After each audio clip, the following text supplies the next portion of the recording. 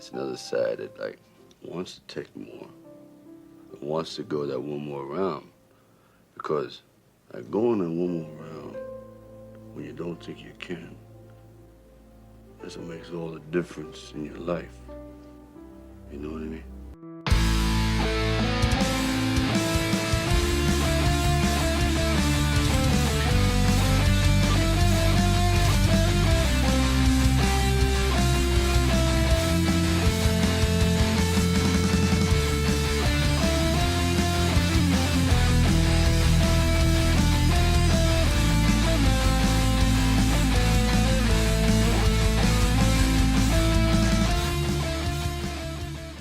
Hello, good day, and welcome to another episode of One More Round, the Rocky Series podcast. I'm your host, Ryan, and returning this week, we have the lovely Kyle. Welcome back. We missed you.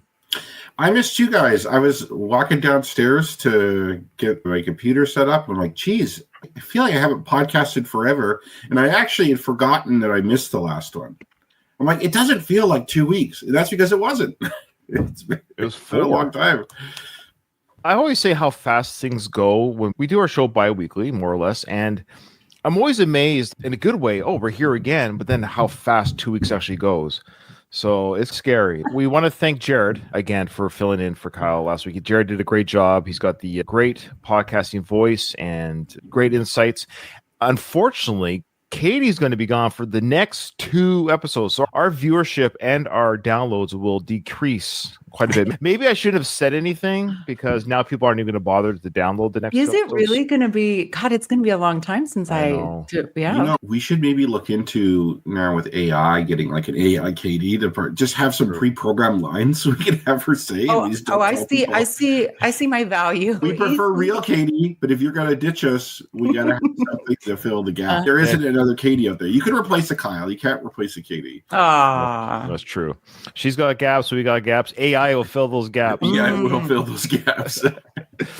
Okay, so yeah, I have a couple of people that I might reach out to for the next couple episodes, so stand by for those invitations. One of them is actually one of our very frequent commenters, that's Andy. I am going to reach out to him and his partner, Evan.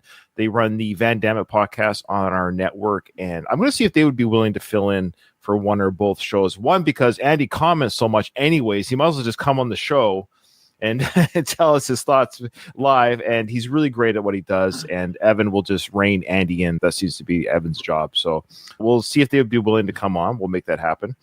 But speaking of that, Andy did leave us some comments on our last episode there. It's true. He says, in reference to the deleted scene of Rocky checking on Robert with his friends there, and the basement scene in the work print is the best example of how great the movie could have been. Cutting Rocky's walk down the stairs creates one of the biggest continuity errors ever. I'm confused about what the continuity part he's talking about.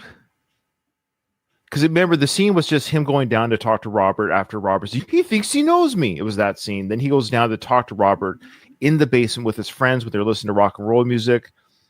I'm just trying to figure out the continuity part. Because they still included the scene where they still have like a disagreement or an argument. Yeah, I guess the idea we don't see Rocky get to the basement. I don't know. Again, maybe if Andy's on the next episode, he can clarify, or in the comments, what he meant by continuity. Other than that, I agree. Again, the workers' print shows us that a better film was there with some of those scenes. I think at the end of the day, that we could agree on that. I just don't know about the continuity talk. Okay. Also, more stairs. Katie with the stairs.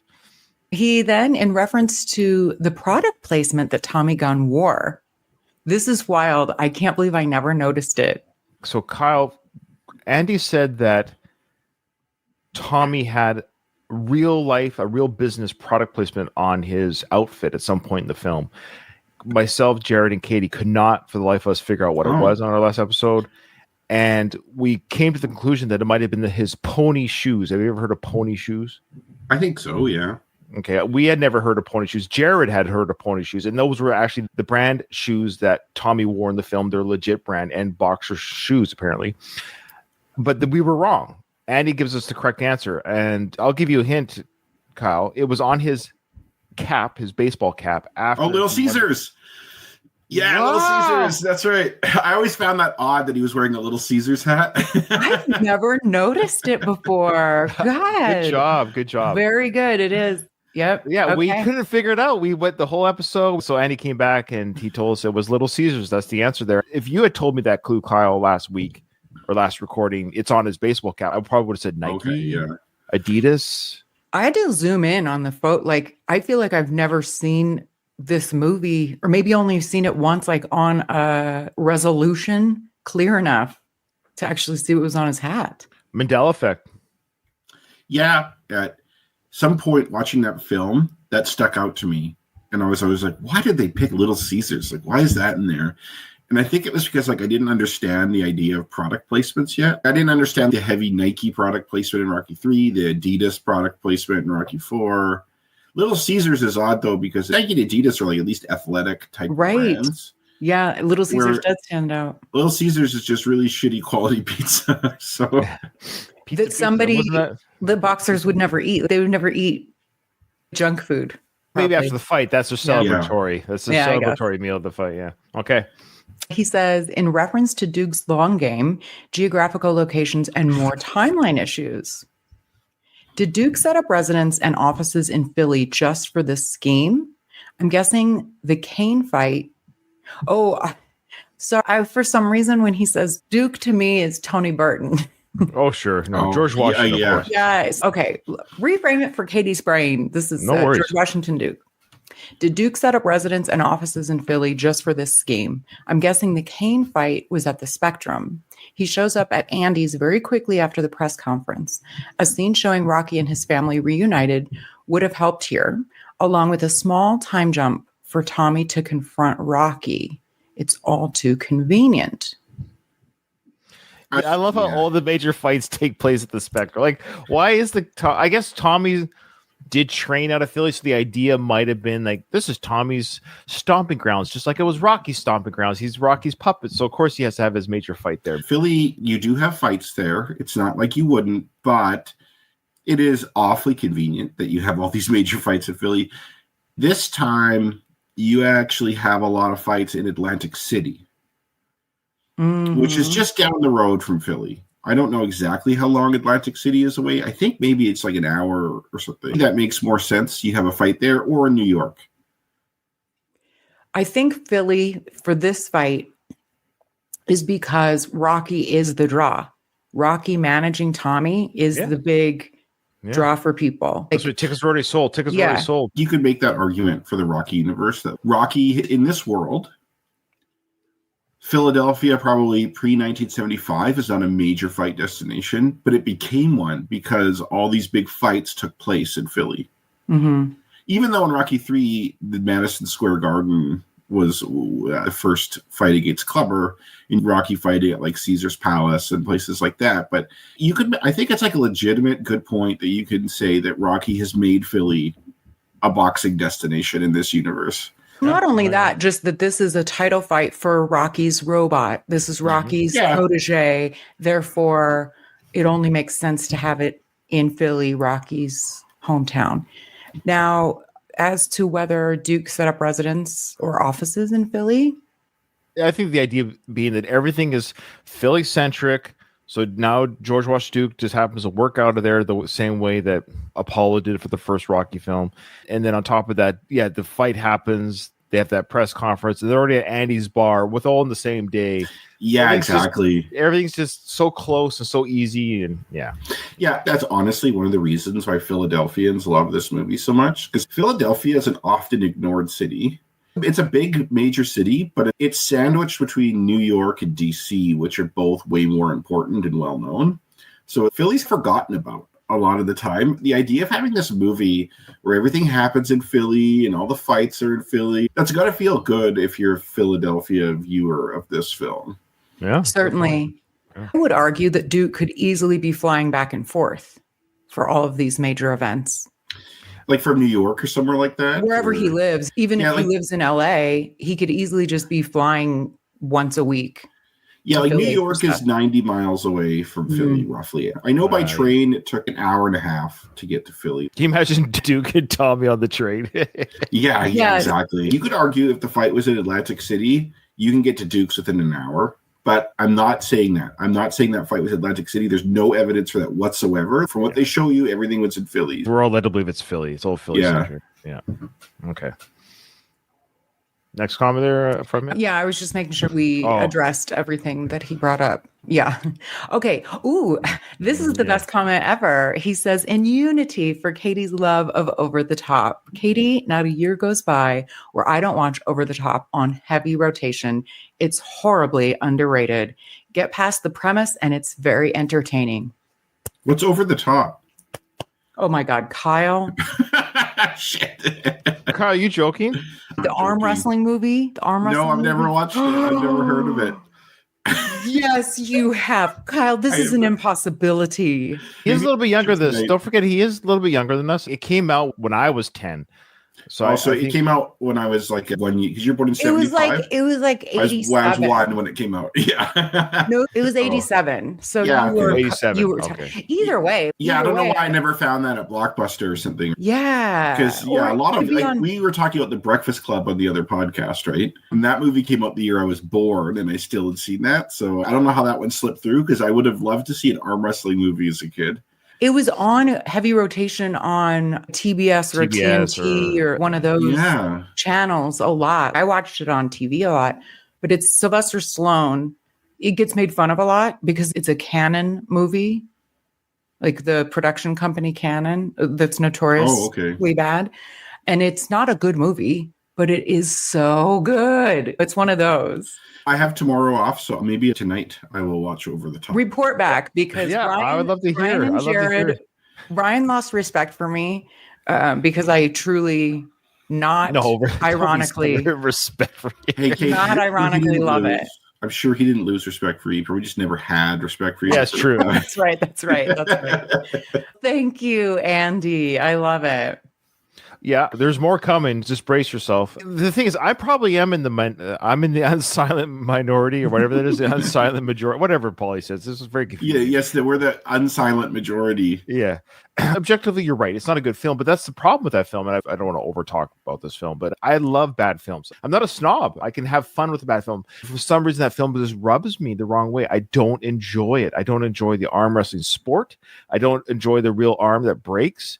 And I don't enjoy the kid and his acting. I don't understand their relationship. And I don't get excited by arm wrestling. And that's a huge part. So it is the Rocky of arm wrestling. Yeah, that's the problem. The kid is annoying. The sport is annoying.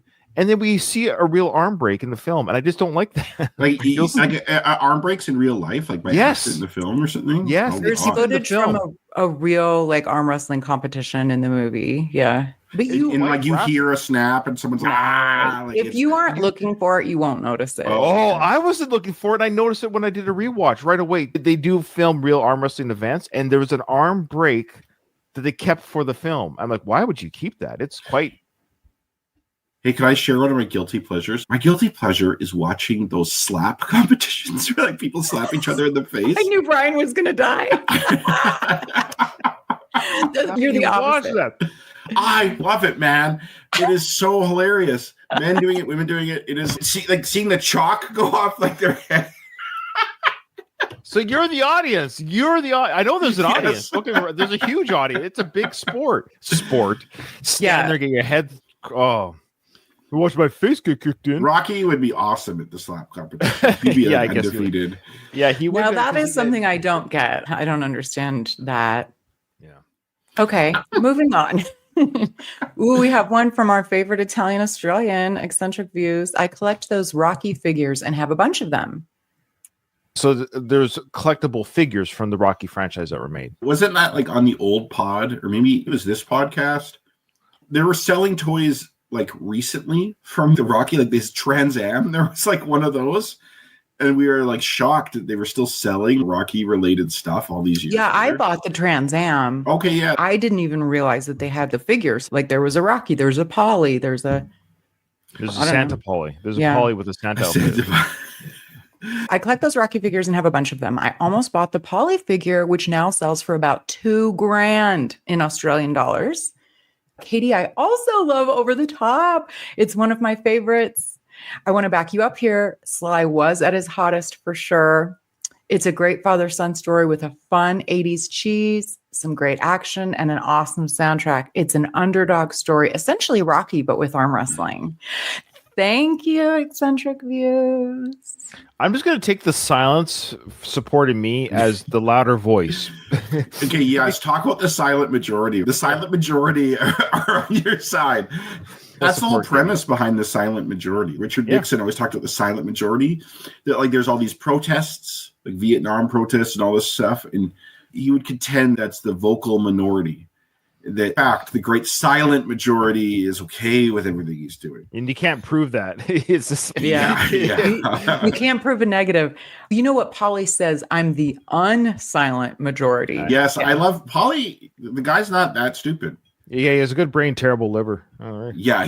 He'd probably be a genius, actually, if he didn't drink so much. Because it's like alcohol's not the best for your brain. So it's... No, I've read that at the level he drinks, it's... Oh, is that what's wrong with my brain? You're fine. You're doing just fine. I don't think you have poly levels of alcohol consumption, though. I'm just teasing. So both of you have actually done this show not sober before. That is true. Fact. That is true. This is tea. I do have tea this morning. I have coffee. I have some caffeine. That was it looks like there's more love for Over the Top. There is more love. From Pilsung, like Katie, I love Over the Top too. Definitely one of my favorite Stallone movies. Aside from the Rocky series, it's one of the more family-friendly films I can enjoy with my son. P.S. I love Cobra too. Classic Sly, LOL. I also love Cobra, and it's really bad, but I also love Cobra. Yes, Cobra is the definition of it's objectively a bad film, but it's fun to watch. So I get this what people do with Over the Top. I've already said my piece about that. I don't enjoy. There's no you like it if you don't like arm wrestling. Yeah. Yeah. So Cobra has everything I love: action, Sly thinking he's cool when he's really. It's such a weird. Like, why are you acting so cool? It's almost, hey, I want you to do a caricature of what a cool person would do. He's got to have a toothpick in his mouth. He's got to wear sunglasses inside of a grocery store, and he's got to have a leather jacket and a cool car and a tough man attitude. I work alone. I fight. Okay, all right, you got it. It's all the things that make somebody cool. It's like a cool starter pack outfit and everything. Starter pack, it is, because he's got the trench coat. Am I remembering it right? No, does he have a trench coat? I can't remember now. I know. Now I think I'm misremembering. And then we have these like demonic bad guys and stuff. It's really cool. Oh, I forgot about it. It's really strange. It's very strange. But Cobra. Now, Kyle, have you seen Cobra? I don't think I want to say 1986. No. You're right. I think it was 86. Over Top was after it. Yeah. And that was his wife at the time. Bridget Nielsen was in that film, in that model shooting. Yeah, she looked way better in Rocky IV than she does in Cobra. Yeah, she has like a red wig or something. Yeah. Okay. So this last one's big. So bear with us, folks. This is from the real Hector Canellis, our favorite wrestler. Donald mentioned the action figure, and you guys kept the ball rolling. If there's one thing I know more than wrestling, it's Rocky. And the Rocky action figure toy line by Jakks, Jakks Pacific from 2006. I've been reviewing them for a couple of years now. The story of how the line was developed is fascinating. The man in charge of making WWE action figures kept pitching the idea to executives. In early 2006, he presented mock-up figures at a Japanese toy fair without having the rights to Rocky Balboa or the likeness rights to anyone except Hulk Hogan, aka Thunderlips. After significant interest from retailers, Jakks Pacific secured the Rocky license, which was perfect timing because Rocky Balboa, the movie, was in mid-production. Jakks produced incredible action figures, creating almost every main character, which had never been done before. The story is much longer and a bit sad, as the toy line was cut short and canceled, and the remaining figures were released without any fanfare, except for me, as I collected nearly every piece sold in stores. I'm missing a few, including the Santa Polly. It looked like you could buy it for about $500. The Polly figure wasn't sold in stores, but was given to Jack's Pacific employees as a Christmas gift. That gives you a clue, though. We didn't know that. That's partly why it's hard to find. It was never sold in stores, according to Hector, which I think he follows us very closely. So that I don't know if that was ever sold in stores, the Santa outfit. That's why it's so expensive. He said remaining figures were released without any fanfare. He said he's missing a few. Hector is missing the Santa Polly. Did you say the Polly figure wasn't sold in stores, but was given to Oh, Jack? you're right. You're right. That Polly figure. Yeah, that one. Yeah. You're right. So, apologies. That Polly figure wasn't sold in stores, but was given to the employees as a Christmas gift. See, that's crazy. If you look at the back of the card, it doesn't show other collectible figures or anything like that. Instead, it lists every Jack's Pacific employee. Oh, that's cool. Okay, so we talk about the Polly figure. Is this the one you mentioned earlier that goes for like $2,000? There's very few of them made, I guess. That's why they go for so much money. Would I be right there? It could have been 100 employees. So he's saying that this Christmas, correct me if I'm wrong, Hector, this was given as a, so the Santa one makes sense, right? It's a Santa figure given to the employees of the Jack's Pacific Toy Company. Here's Polly. It's like a Christmas grab bag. On the Polly one, what was written on the back was the employees, like Katie, That's Kyle, really cool. Ryan, George, Scott. Cool. Then people are like, oh, this is great and all, but I could probably get a couple bucks. So somebody sells theirs and somebody says, oh, they just made $500. I'm going to sell mine. And so now that's how you get them. So if you own this one, it's cool. It's even better story, I think. This was a gift. This was never sold in stores. Do you ever wonder if the people in like the factory in China making this stuff looks at it and judges us? They're like, why are they buying this shit? This is some weird guy dressed up as Santa. Because they don't know who Polly is probably or any of this. Why do they have this drunk Santa? I would argue they're probably wondering that about 99% of the shit we buy. Why are you buying this? He says that figure still on its card is now worth nearly $1,000. That's US dollars, which makes sense if it was 2,000 Australian. What a give or take. I think the Australian dollar, it's a bit weaker than the Canadian dollar, but it's like still not 2 to 1. But this figure goes, let's say, easily anywhere from $1,000 to $1,500. Yeah. Yep. Okay. Only a few were made, and the man who started the toy line lost most of his collection during the Malibu fires earlier this year. Oh, wow. Man. That's horrible. The only characters not made in this toy line are Mike/Jimmy / guy. I love how he says Mike/Jimmy/guy. You know, you're a real listener if you put that in the yes. Rocky Jr. at any age. Pico the robot, a different toy company made it recently. That's that true. Seems like it would be a big one people would want. Yeah, that one you can get. Yeah. And Little Marie. Yeah. However, other characters produced include Mike Tyson, Roberto Duran, and even the meat. No, we talked about that. The hanging meat, that they made a toy out of the hanging meat. I forgot about that. That was a real thing. I didn't believe you. I'm sure there's lots of toys called the meat. First, I thought that was a person's nickname, and I'm like, Boys love playing with the meat. Who's the meat? They love playing with the. Your sons will be playing with the meat all day. Oh, wow. He says, here's my review of that action figure. Okay, He so I has have the meat. We have the meat. We have the meat. I thought for our viewers, and of course, especially for us three here, I thought it'd be fun to see Hector. We're not going to play the whole video. It's 7 minutes long. So check out his YouTube channel, The Real Hector Canales. Check out his channel where he does all these reviews of all these toys. He does great stuff with these reviews. But I want to show you his unpackaging. It's about a minute of the actual meat, the meat toy that you can buy. Here we go.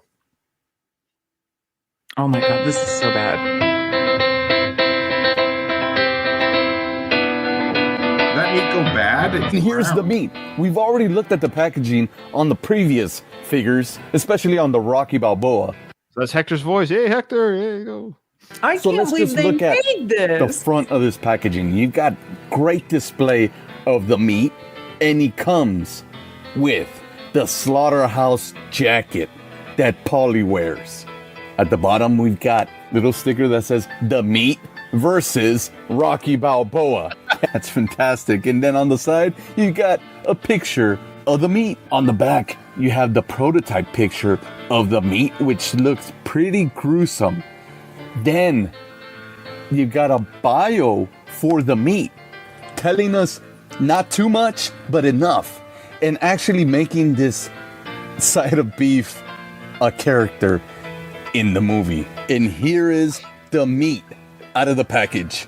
From another toy unboxing, I kept this little aluminum holder thing so I could loop it around. Now, I already came with a hook already on it, but this little extra hook that I put on it helps me display it better for you guys to see it. And it's really detailed. It's like horribly detailed real nicely. It's a good keychain to have on your keys. It's a conversation starter. I am horrified. Here, well, let's take a look at the jacket. So it comes with the slaughterhouse jacket. Oh my god! I'm like literally nauseous. I want to throw up. Put in a broken rib or two somewhere around here. And here's the jacket that the meat came packed with. It's got all these blood stains on it, which is pretty gruesome.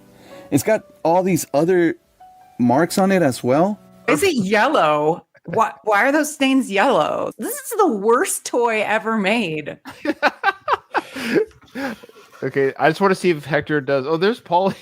Paulie, he's got Paulie. He's looking pretty skinny there, actually. I do like that he put the jacket on. Hector put the jacket on the Paulie figures. Check it out. It fits well. Whoever designed it's the jacket actually had the action figure specs in mind, which I appreciate. I think he's hanging the meat from some dragon. It almost like the belt around it reminds me of a gi. And if you're a new karate person, you have like your white belt. Pretty heavy too, that I had to bring in my Godzilla figure just to hold them up. And adding the jacket to the meat really enticed me into buying the meat, because like I said, I was not going to buy this piece of meat. They threw in the jacket. You know what? If we're gonna sell you a piece of meat, we should probably close sold separately. I was hoping you'd have a Rocky figure punching it, but okay. All right, so go check that out, guys. The Real Hector Canales does all the reviews of all the toys from that line. So there you go. That was a real toy. I always appreciate hearing the voices of our fans. Yeah, I got to see Gino and hear his voice, which was cool. And then now I saw Hector. We know what his hand looks like. And now we heard his voice. So it's, I don't know, it makes it seem more real. They're real people. I promise you. I don't send these emails to Ryan has made up all these characters. That's my conspiracy theory, that Gino is not really, that's just a paid actor in Australia. That's right. They're all actors in Australia, aren't they? All right. There you go. So where we last left off, for Kyle and for our listeners, Tommy and his girlfriend are about to leave the residence. George has dropped off all the Christmas gifts, and this is that famous sequence when Rocky goes out to talk to Tommy at the car. Go ahead. Hurry up and get to this party. I can't wait to show you off. Merry Christmas! Merry Christmas! Now, I just love that cutout scene. So there's a couple things that happen really quickly. So they leave the house, and Karen's, I can't wait to show you off. Do you hear that? Like, to her friends. Look at this hot up-and-comer #1 ranked boxer I'm with, so she wants to show him off to her family and friends. And then I love you got like a drunk George yelling Merry Christmas and jingling bells as the limo drives off the street. How many say about him? I missed that. About George in that Well, he said something to Rocky just before you stopped the clip. Okay, sure, let's go back 5 seconds. Here. Merry Christmas! Something about look at that guy, or what a guy. What a guy. Yeah, I think what a guy. What a guy. Even he's embarrassed. Like, yeah, it's a little cringe, as the kids say. What do you want to talk to me about? Is the car unlocked? Yeah. So what do you think? John, what do you want to talk to me about? Isn't it a long drive? Yeah. It's a little bit different there. So she says in the work print, is the car unlocked? Tommy says, yeah. And then she asks, now, isn't it a long drive? Then he says, yeah. Also, even if it was locked, you could unlock it. The top's down. Yes. Somebody maybe pointed that out to them, and they're like, is it a long drive? Yeah, maybe she's just like an airhead, right? She's a redhead, for sure. Yeah. But... What do you think? Well, where'd you get this from? Who gave it to me? Tommy? Hey, maybe you ought to give this thing back, Tom. I knew it. I knew you were going to say that. Give it back? Why? The guy likes the way I fight. It's almost 10. All right, we'll make it. I know. You see what he's doing here, Tommy? Hey, don't let him put nothing between us, okay? We got something good going. Like what? The guy was just talking about getting a shot. Well, we don't need him, you know what I mean? You're going to get a shot, you're going to be able to buy 10 of these things. Okay. Tommy gets defensive right away. It's funny. Old Rocky says maybe you should just return the gift. I don't think we need this. And it's all very, like, Rocky, to his credit, is being very sound, very calm. You can feel the tension rising. But we don't need the gifts to get the title shot. Like, we'll get the title shot. You're putting the cart in front of the horse a little bit here. And he even says, though, once we get that title shot the old-fashioned way without being bought, you can buy 10 of these. Rocky lived that way. He knows money will be there. You can get a lot of these cars. Ryan, I guess, as a fellow parent, you know, the young people don't listen. Yeah. They don't listen. If they have something right now, they want that. And if you tell them, hey, slow down, be patient, wait, take your time, that is not how that's not how they think, man. Like, he's a young dude. He's getting some action from the redhead. Someone's going to give him a nice car. He is not going to be like the patient. Okay, yes, I don't need this. I'm just going to take the bus. No, he's not going to do that. That's why you need a Mickey who will be like, get the hell away from him. You drive that car, I'll chop your face off. Need a strong hand. Yeah. Yeah, delayed satisfaction is becoming increasingly more difficult to sell. Yeah, and it's like young people, like there's no like delayed satisfaction. I was no different at 20 years old. Right. So hold up, we got an emergency guest who just popped in. UK Dave. That's UK Dave, by the way. UK Dave. Yeah. Hey. So Dave, let me know. I think he was supposed to do something. Hopefully I didn't miss the boat. So David had the fight. He had his charity fight. Ooh. So he sent me a message saying there is a video, and I don't think he sent it to me. So that'll have to be next episode because he wanted Kyle to break down the fight.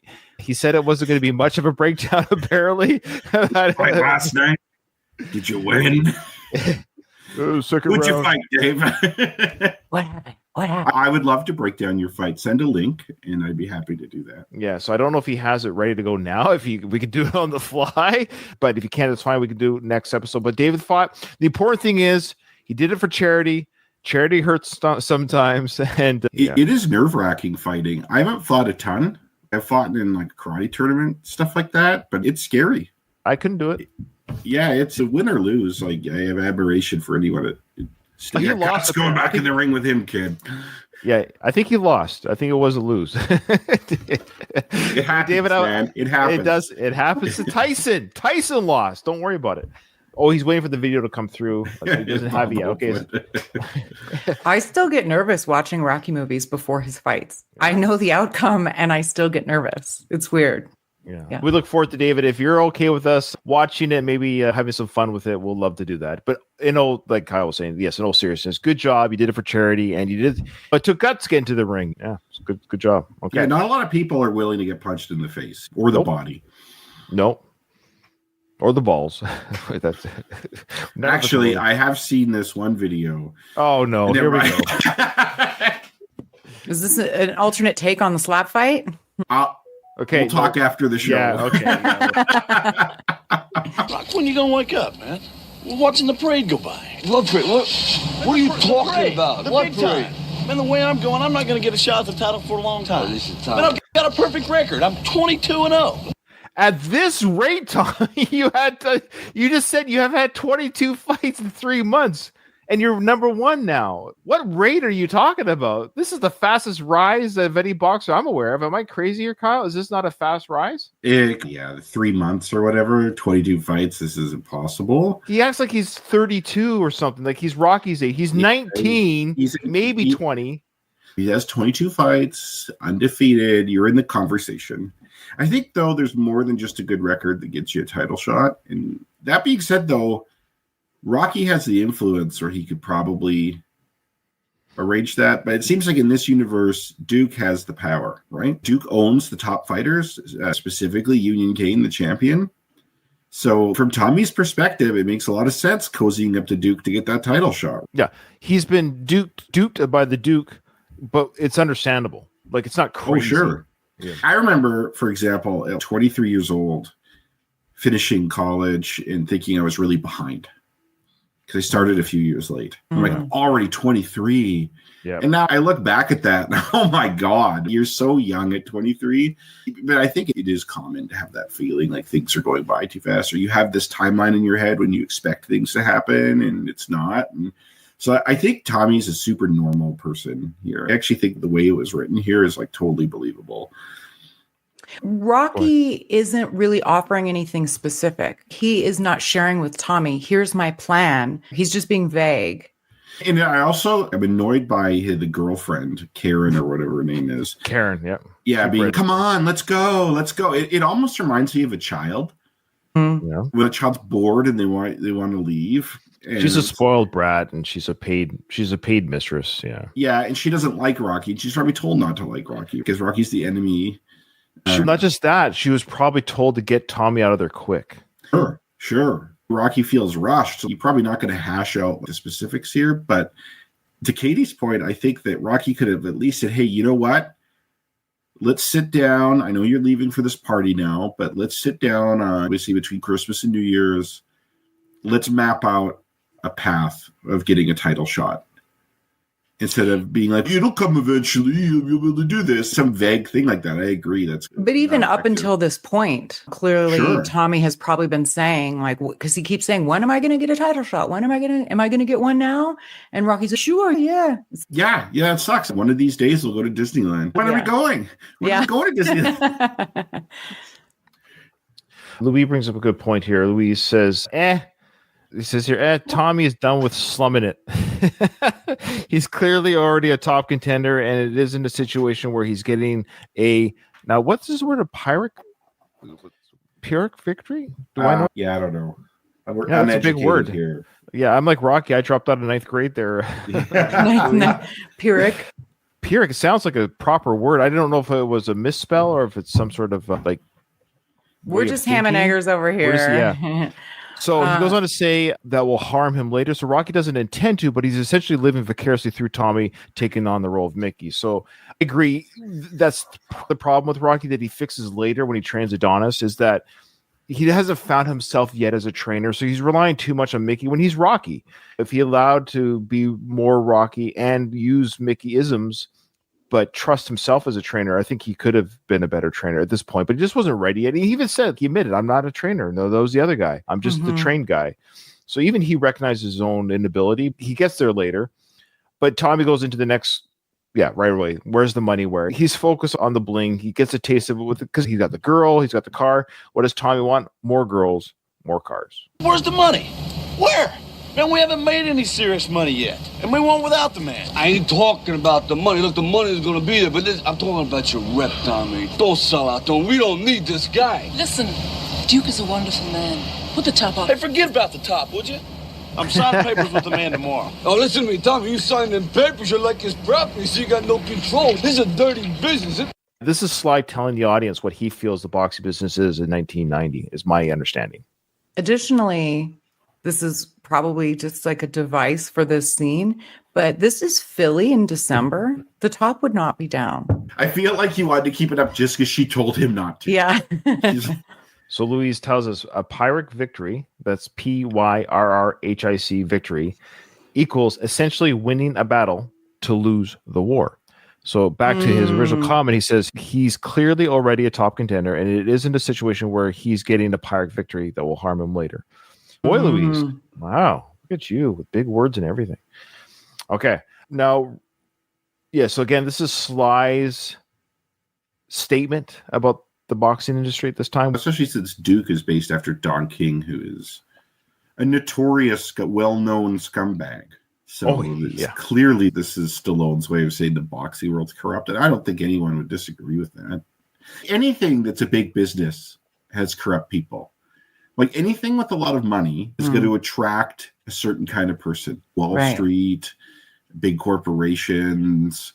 Like, for instance, CEOs have a way higher rate of sociopathy than other professions. And that's because people who are sociopaths, they're psychopaths, make it to the top. They're willing to do whatever they need to do to make it to the top, or normal people are less likely to be that way. Boxing is no different.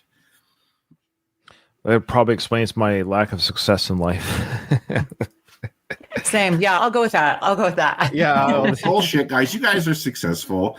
I can tell that I'm not a sociopath because I have no desire to keep climbing that ladder. I'm like, I'm good. That's right. Money's a means to an end, not an end to of itself. Maybe I noticed this before, maybe not. I can't recall, so I'm going to say this is the first time I noticed this. Did you see the license plate? I was going to comment on that. I don't remember noticing that in the past. If you were to ask me 10 minutes ago, what is the license plate that the car has, I wouldn't be able to answer. No, same here. Like Katie, would you have been able to answer that question? I wouldn't know. I would have been able to guess a multiple choice, but I wouldn't pull it out of thin air. No, so let's say for the record, none of us knew the answers. For our listeners, the license plate that Tommy's driving is T gun. Is it like T dot gun? It looks like there is a period there, which I don't think you're allowed to have. And I'll let you know. I don't think so. I've never seen a dot like that. Hey, the Duke, man. The Duke can erase medical records. He can. Guy gets shit on, man. He goes to It's just a white sticker that they put on. Yeah, it's probably. I don't think this is a real license plate. Yeah. I think it is a movie prop slapped on the back of a car. I would challenge any of our listeners, and please comment or email us. And we didn't get any emails because people are following Kyle's advice by saying it's too hard to email us. But it is very difficult. Stop listening to Kyle and send us an email. Let us know if you truly knew that the license plate said T-gun before we commented on it. Could you have answered truthfully? That's what you would have told us. I've never noticed till pause it in this moment. Yeah. It's full of the thieves and gangsters, and they promise every good young fighter who comes along, they promise them the world, and they suck them dry, and they leave them when they ain't worth nothing, they leave them in the gutter broke, Tommy. That's the way this business is run. Look, the guy's like Duke. You know what he is? He's a vampire. He's living off your blood, Tommy. I know it's not the greatest acting on both people's parts. We've mentioned this already. Sly's doing pretty good. He's fine. He's fine right here. But I'll say as well, Tommy Morrison's doing a good job showing at least the audience that he's listening to Rocky. There's a part of him that's still hearing Rocky's plea. Like he recognizes that Rocky's plea here is genuine, and Tom at the very least has to believe that Rocky believes it. If Rocky believes this is true and he is a seasoned champion, why would he be telling me this stuff? Is it because he wants my money, or does he really care about me? So there's a part of him that, he's recognizing, I think Rocky cares about me. He's truly conflicted. Oh man, do I dump all this and go back to this guy? I actually appreciate that little subtle look that Tommy has. Is you can see that some of this is hitting the mark. Or the fact that the car is moving, but not very fast. And he hasn't quite stopped listening to him, but he isn't speeding away yet. Emotionally, he wants that money. He wants the girls. He wants all this stuff. And I think when you really have an emotion like that, where you want that, you'll rationalize your way to get it. And Rocky's interfering with that rationalization, which is causing conflict in Tommy's mind. And then he'll have to make a decision, right? To speed away or to stop. But right now, there's a moment where Rocky's connecting, Tommy's listening, and it's interesting to see how the fight falls apart, or the pleading falls apart and turns into more of anger. The thing I'm trying to do is what Mick done to me. He tried to keep me away from the dirty part of the business. The way I'm trying to do for you. Man, I ain't you, and you ain't Mick. Man, when are you gonna understand that? When are you gonna understand this is a business? And a business you need... What, brains?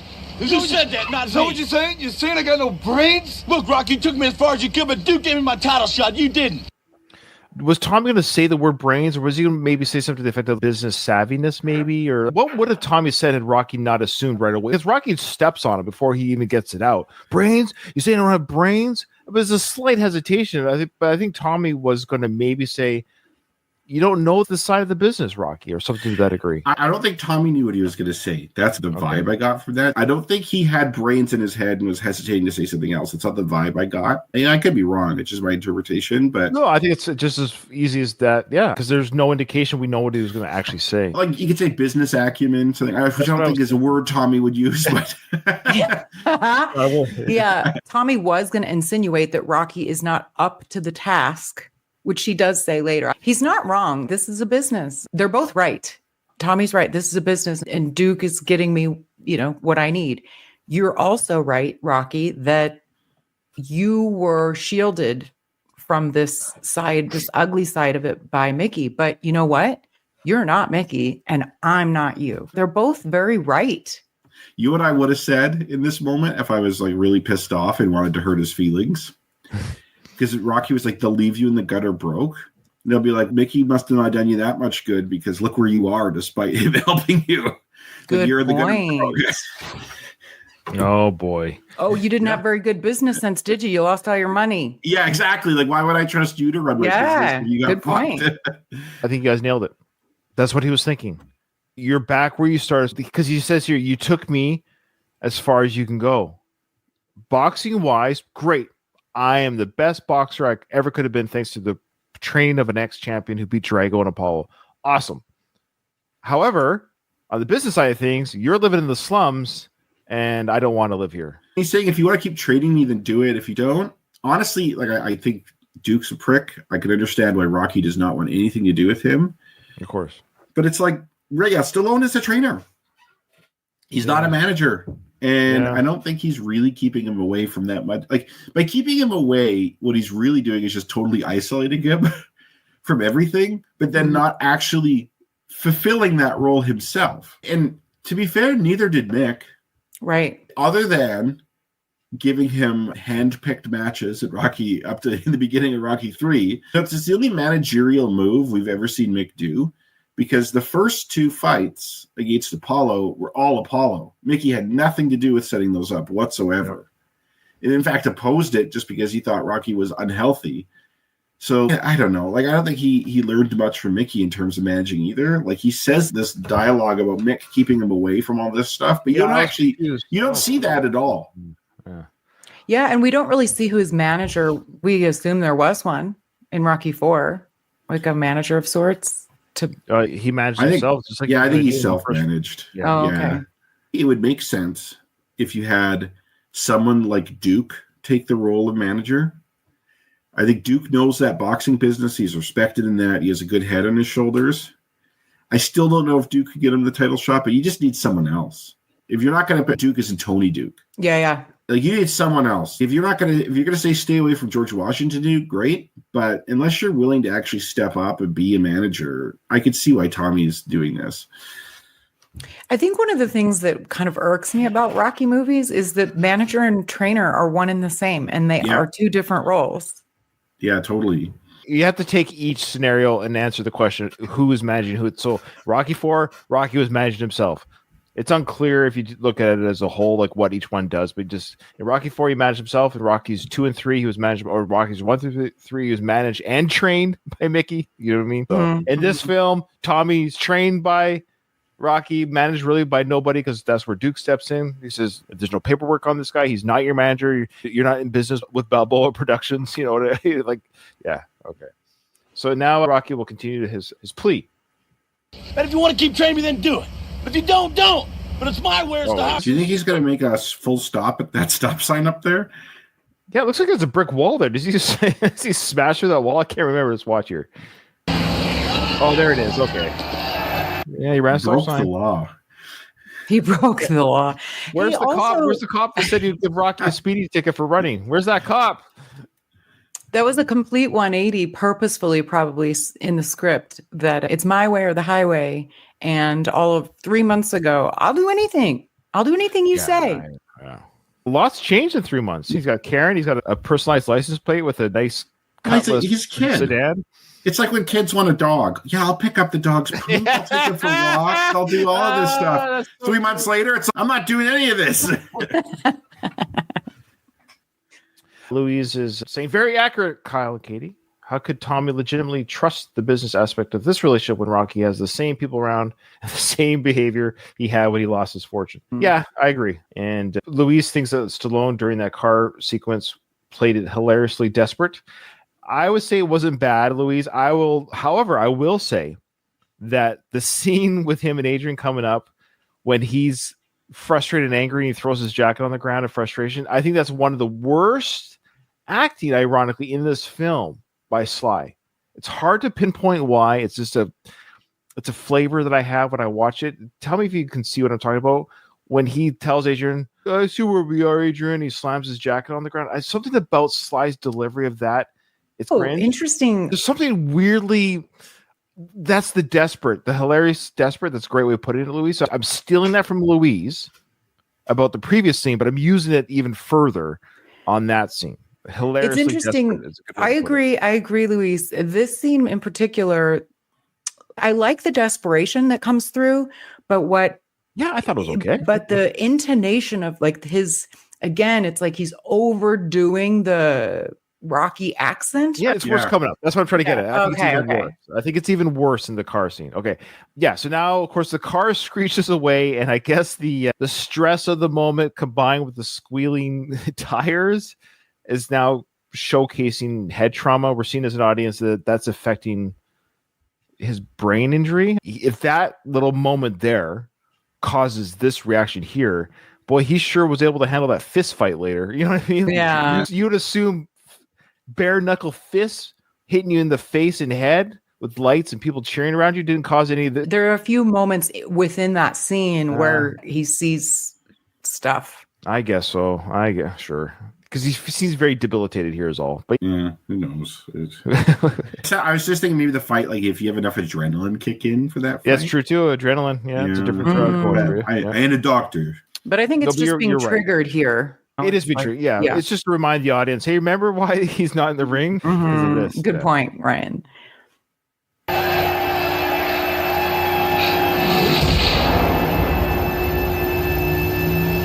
However, I poke a little bit of fun. It's a very effective though, as like it's effective with the sound effect, the image of Drago, the lighting. It does give you the feeling of pain visually that Rocky's feeling in that moment. So it is effective displaying that. Rocky,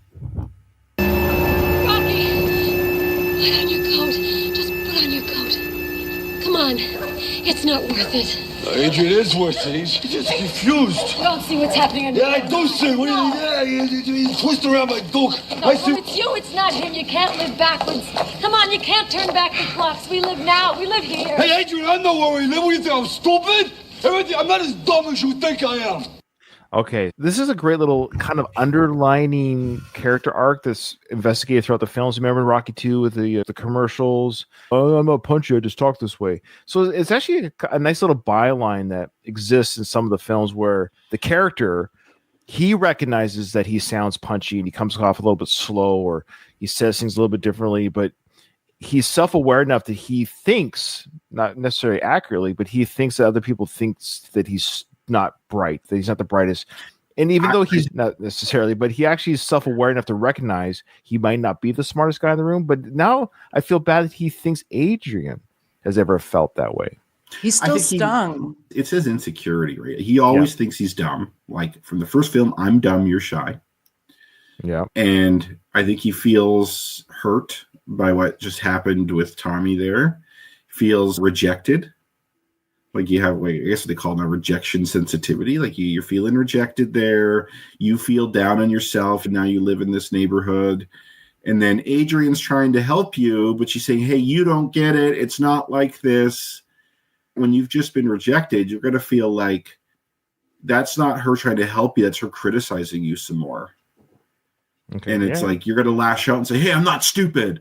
You think I'm not as dumb as you think I am. Like, I actually do get this. Thank you, Adrian, Dr. Peterson. Love it. I hope it didn't sound like I was criticizing. I was actually just showing that it shows that he's still, that he's still. And nobody in Adrian doesn't think he's dumb. She already just said that. Of course, she doesn't think that, and we don't think she's ever thought that, of course. But I love here he goes, "Don't you think I can smell it?" Like the idea, this place stinks. Remember this? Yeah, right there. Yeah, Donald got it. This place stinks. We're right back there again. Yeah. He should have brought back this place. Good point. These East Coast cities, I think it's because they're older than out West. These East Coast cities, they don't have like back alleyways for garbage. So if you go to New York or Boston or Philly, these big East Coast cities, all the garbage is left out on the front street. And I don't know what it's like now, but when I was in New York in the summer, it stunk. Like there's nowhere else to put it. It has to get picked up on trash. It has to be up there. Like it's not designed like it's dense like that. And it's funny because I'm trying to think. In London, was it like that? I feel like in London it wasn't like that. Like I think they do a better job. Like with of course they do. Yeah, I do think there's alleys in Philly because The only reason I think that, I've never been there, is because Polly says, go out in the alley and eat the bird. You have an alley between buildings, but like a back alley, for right? trash Like, pickup, yeah. yeah, in like on the street here, there's just garbage on the street waiting to be picked up, right? And that's got to stink. And in reality, it's summer, even though it's not here. Good It's point, Christmas time, yeah. but in actuality, it probably does for real smell there. You know, I can smell it. I see what we are. I don't want this no more. I want something good for the family. I don't want this. I don't want this. So I get it. He's angry. He's upset. It's all very understandable as a father, provider, husband, ex-champion, blah, blah, blah. He doesn't want to be back here. I remember when I was on that bed and said I want to be another bump in the neighborhood. This is really shitey situation. Like this, that whole speech goes down the drain a little bit. It doesn't hit the mark anymore because he's back to being he's not a bum, but he's in the neighborhood again. He's back in the neighborhood. Did I come back here and get my brain? All right. Did I come back here and get my brains beat up by these guys and say, hey, there goes Balboa. I'm just another bump in the neighborhood. I didn't want this. No, come on. Nobody says that. I'm saying it, Adrian. I'm saying this. I'm saying this. Bum. Oh, yeah, like he literally does say, I'm just another bum from the neighborhood. This is a good husband-wife fight, and I don't mean that like my wife and I fight, but there have been times where, 15 years of marriage, of course, where I've said something to the effect of my wife will say, I'll say something about myself, and she'll say, and rightfully, she'll say, I didn't say that. And I've actually said, I'm saying it. Like, you didn't say this, but that doesn't mean I'm not feeling it. You don't have to say the words, and that's exactly what Rocky's saying. He's like, I didn't say that. Rocky's like, I'm saying it. This is what I'm feeling. So I totally on Rocky's side. I'm just another bum from the neighborhood. She's saying no one's saying that. It's not just that she's not saying what no one else is. And I think what Rocky's saying is it's not the fact that I have a reputation. It's that I feel like I'm another bum from the neighborhood. I heard Rocky Balboa when Mason Dixon got back with his trainer briefly and they were talking. Yeah. And the trainer's the only respect that really matters is self-respect. And Rocky has lost his self-respect here. His mind, in the way he sees it, he is another bum from the neighborhood. He's a failure. And Adrian trying to reassure him that other people don't think that is not the issue. Yeah, because it's still what he feels, he says. I feel that, Rocky. There goes Balboa. I'm just another bump in the neighborhood. I didn't want this. No, come on. Nobody says that. I'm saying it, Adrian. I'm saying this. I'm saying this. When that kid was in the ring, you know what I was doing? I was winning. When he was winning, I was winning. You were winning? Yeah, it was. It was my last chance at getting some respect for us. Do you know that? I respect It's gone. you. It's gone. I respect You can't respect. Oh, this is the part. Oh, it's this part here. When he says the way you can respect me, I respect myself. Sly does an okay job. It's just, again, I think there's a little bit of ad lib here as part of the problem. I like this dialogue, though. This is very well written. I think this is like a really good understanding of the human condition and how someone in Rocky's spot here would be feeling. Yeah. And I get what you mean, though. I think that the way it's acted is not optimal. Yeah, sure. I totally oversold the bad acting in the wrong spot, because now that I'm watching all the way through, because I didn't pre-watch this, even though I edited this together a few weeks ago. This is the part after many years of watching it, just the way Sly goes, just that little part there. Again, tell me if I'm off my rocker. You know what? Other than the fact that they had a fight like this in Rocky 3. This is not Rocky to me. Yelling like this. Like that's this is, probably what it might be too, Kyle. Is that it feels a little off character. Because the Rocky I know and like from the earlier films, and also the Rocky and Rocky Balboa, he'll be like somber, and then he'll say something and then walk away. You know how this didn't bother me? It did. Or it's something like that. So if there was a scene where like they were sitting on the step after this fight and talking about it. And he's I'm just another bum from the neighborhood. And she's no one's saying that. I'm saying that. That could have been. And then he walks away. You know what I mean? If it was like that to me, that's the Rocky. I don't know, because he was this way in Rocky 1 with Mickey. Like when he's pushed to his limit and he's so effing angry and he just can't contain this emotion. You know what? I think you're right. I think that's true. Took the words out of my way. I was just going to use that example. Of I'm sorry. No, it's Rocky. great. Yeah, because there's 2 instances now. There's Rocky 1 and and Rocky 3. Stairs, now Rocky 2. You got it. Rocky 2, he's more chill. Rocky 4, he's more chill. So it could go either way for him. Him yelling is not out of character. Yeah, you're right.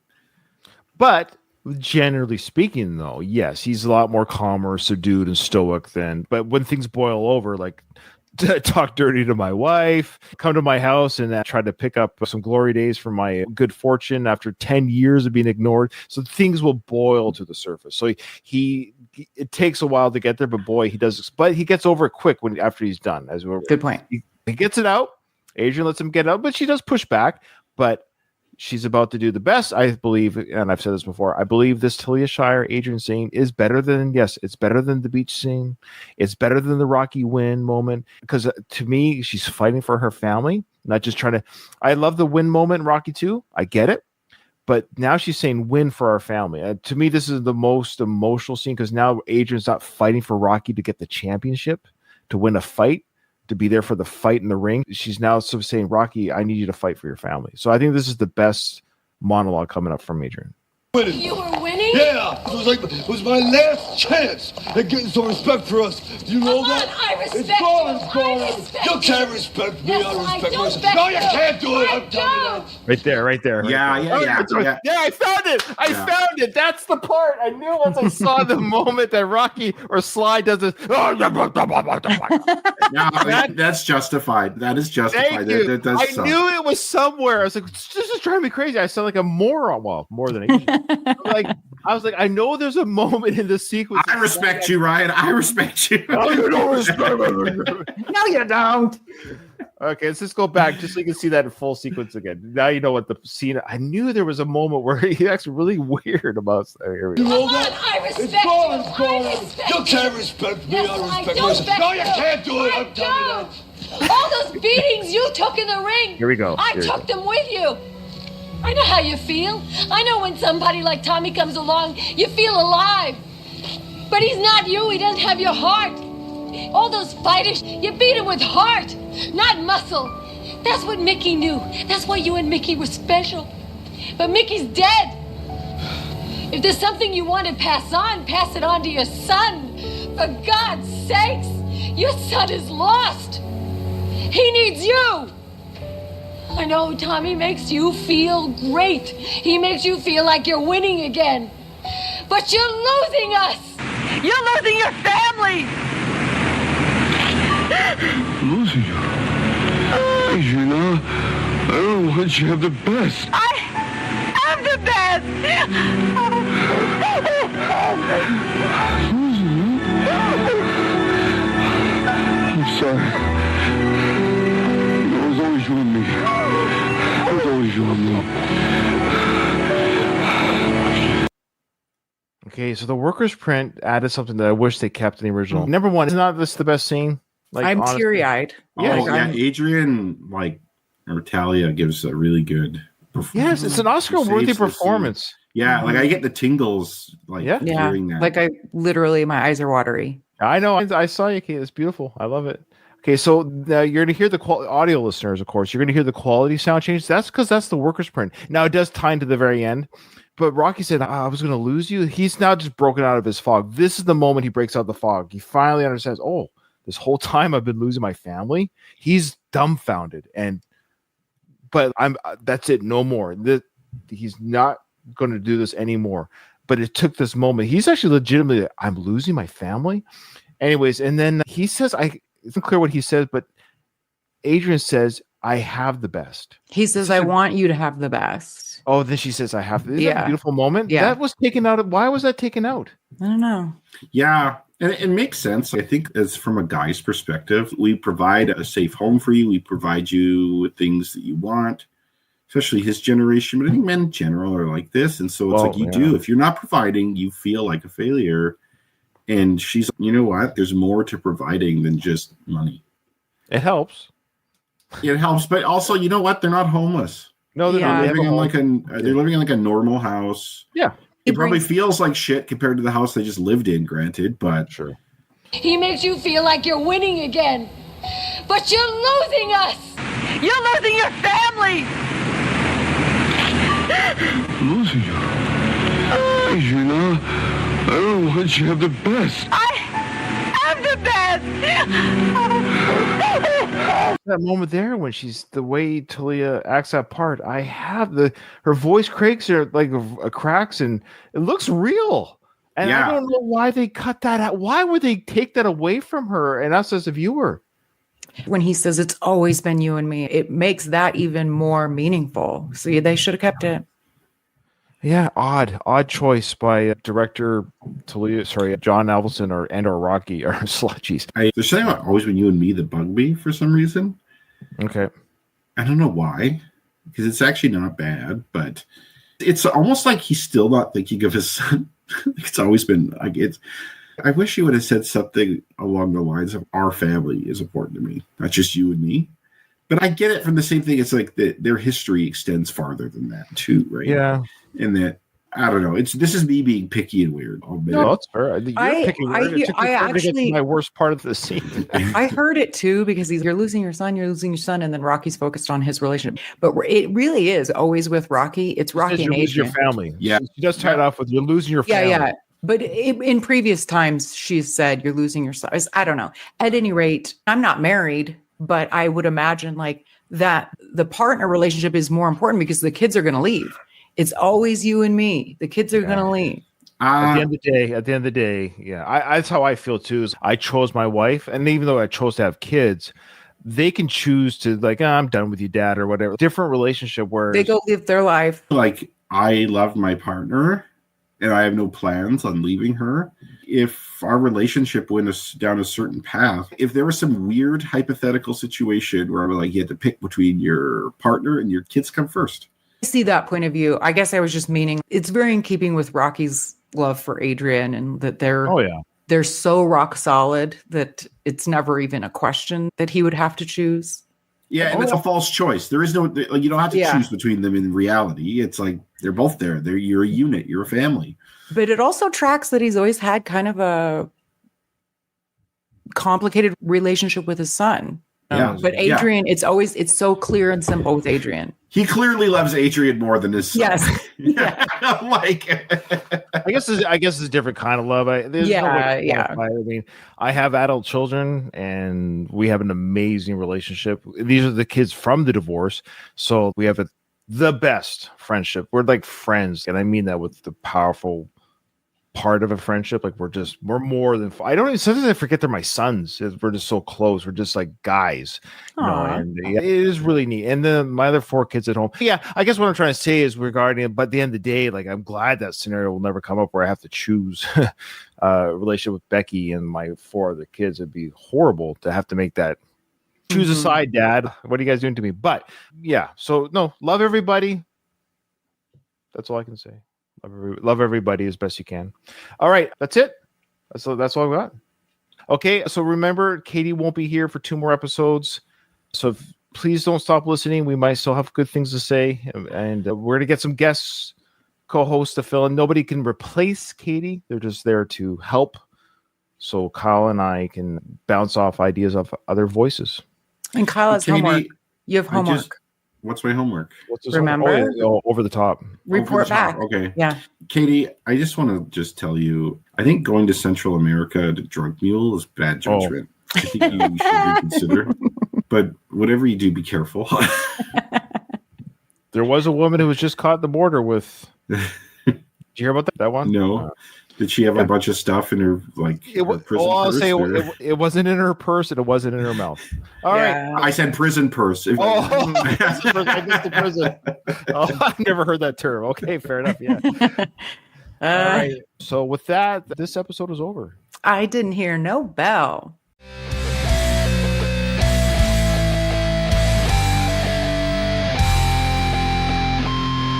I just want to